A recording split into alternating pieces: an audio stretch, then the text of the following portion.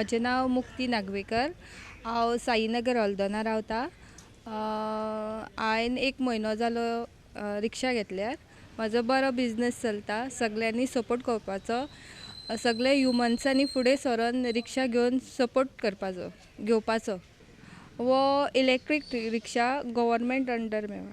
Contact करता, contact आसा आनी लोक फोनूय करता आनी कोणी आफयल्या उपरांत वयता बी।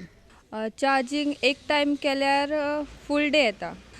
सगळ्यांनी भायर सरोन फुडें सरची आनी पळोवचें कशें कितें आसा पळय तें। हेज्या पयलीं हावजकीपींग करतालें। हय।